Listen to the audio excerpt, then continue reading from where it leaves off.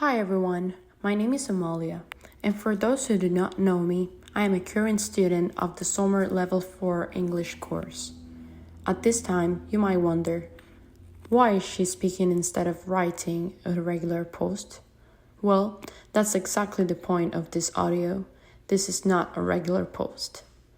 Yesterday, the class was assigned to analyze the first episode of Serial, a podcast hosted by Sarah Koenig, a woman searching for answers about a high school crime in 1999 in Baltimore County, Maryland.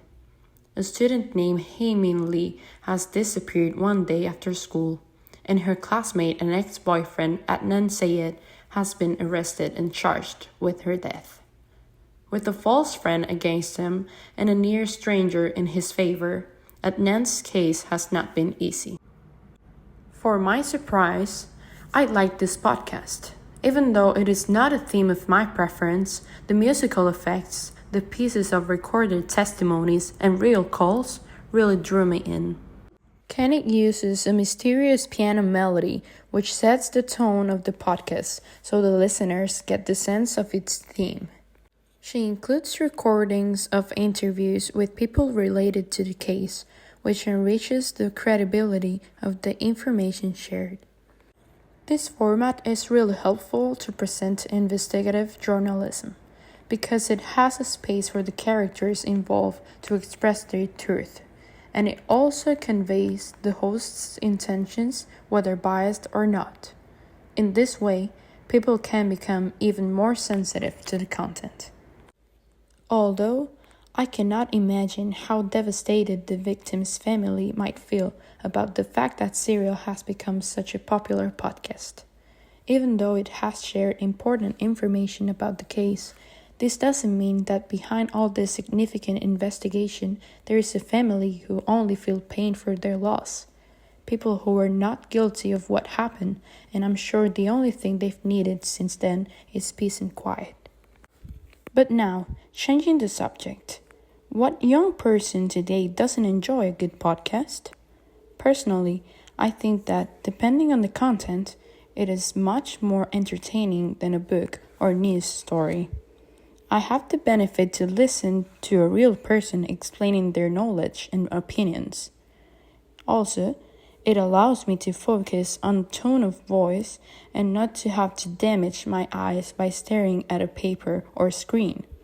While driving, you can play it at any time, just like the radio.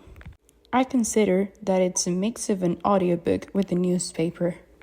And yeah, it is true that reading can be boring sometimes, but it is also one of the best ways that we can learn new things. I really enjoy a good book in a quiet afternoon outside in nature, but one that abounds me with interesting content or motivational stories. And now going back to the podcast, the principal discussion here is the challenges of memory, especially for us teenagers who have a fairly ordinary life during the day, and if it's not for a specific event, we delete it, just like if it were an unnecessary document. What works for me is that sometimes I try to take a photo of myself at some point during the day, and it usually reminds me if something special happened. I also have a gratitude journal that I fill out at night before bed. If I don't write it down, I'm likely to forget what I did the next day.